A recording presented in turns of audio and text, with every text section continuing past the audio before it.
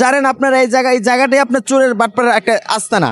তো আপনারা এতগুলো প্রশাসন থাকতে আমি ডাইনে বামে সব দিকে প্রশাসন দেখতেছি, আপনারা থাকতে কেন আমরা এইগুলোর পরিস্থিতির শিকার হই? প্রশাসন যদি আজকে আমাদেরকে নিরাপত্তা দিত তাহলে আমি বিশ্বাস করি এমন একটা দুর্ঘটনার শিকার আমার হতো না। অবশ্যই প্রশাসনের দুর্বলতা আছেন। পরে আরেকটা কথা বলতে চাই, দেখেন অগণিত প্রকাশ্যে ছিনতাইকারী চুরি মোবাইল বিক্রি হচ্ছে, এখনও প্রশাসনের কোনো ব্যবস্থা নাই। পকেটের ফোনটা হারিয়ে যায়, তো ফোনটা হারিয়ে যায় আমি বুঝতে পারি নাই, কিছুক্ষণের মধ্যে পকেটে হাত দিয়ে দিকে ফোনটা পাই না। তো সেজন্য আমি এখানের যে প্রশাসন আছে ওদেরকে আমি দৃষ্টি আকর্ষণ করে বলছি আপনারা এদিকে একটু নজর দেন, যে কেন আমরা মুসলমানদের পক্ষে প্রতিবাদ করার জন্য আসলে কেন আমাদের এই দুর্দবস্থা হবে। আমরা তো ডানে বামে দেখতেছি প্রশাসন কম নাই, ওদের কাজটা কি? ওদের কাজ হচ্ছে আমাদেরকে নিরাপত্তা দেওয়া, আমাদের সুন্দরভাবে সমাবেশ মিটিং মিছিল করে সুযোগ দেওয়া।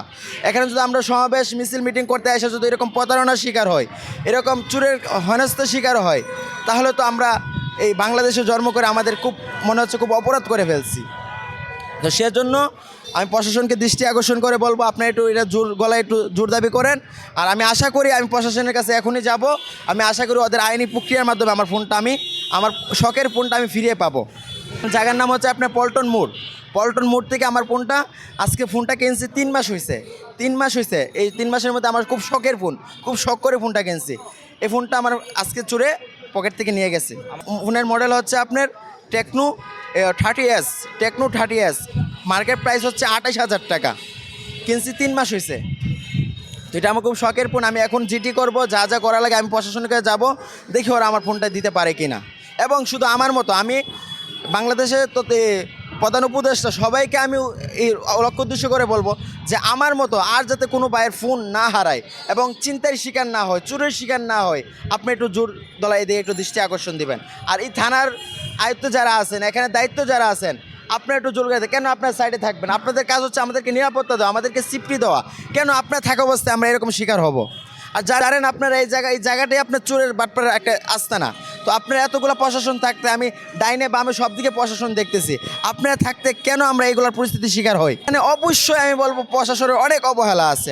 দেখেন আজকে আমরা এখানে করতেছি, আমাদের কোনো নিরাপত্তা নাই, আমাদের কোনো সিফটি নাই, প্রশাসন এক সাইডে দাঁড়ায় রয়েছে। তো এটা তো আজকে প্রশাসনের দুর্বলতার কারণে এই কাজটা করতে পারছে। প্রশাসনের যদি আজকে আমাদেরকে নিরাপত্তা দিত তাহলে আমি বিশ্বাস করি এমন একটা দুর্ঘটনার শিকার আমার হতো না। অবশ্যই প্রশাসনের দুর্বলতা আছেন।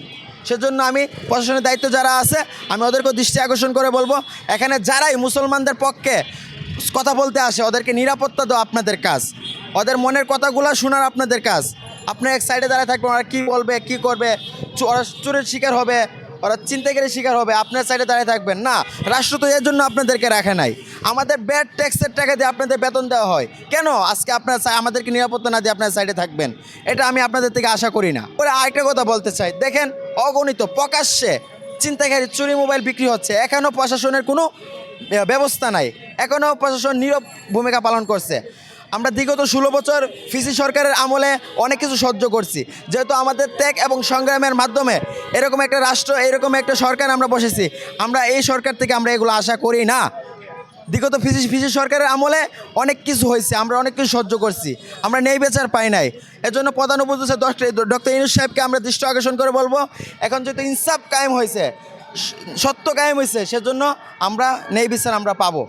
এখন আমি দেখি আমার ফোনটা পাই কি না, এতটুকু আমি একটু ধৈর্য ধরতেছি, সবর করতেছি। আমার ফোনটা আগ পর্যন্ত আমি ফোনটার জন্য আমি অনেক কিছু করতে চাই। আমি যদি প্রশাসনের কাছে আমি সুস্থ বিচার এবং আমার ফোনটা যদি আমি ফিরিয়ে না পাই, আমি এর চেয়ে বড় উপর জায়গায় আমি যাব।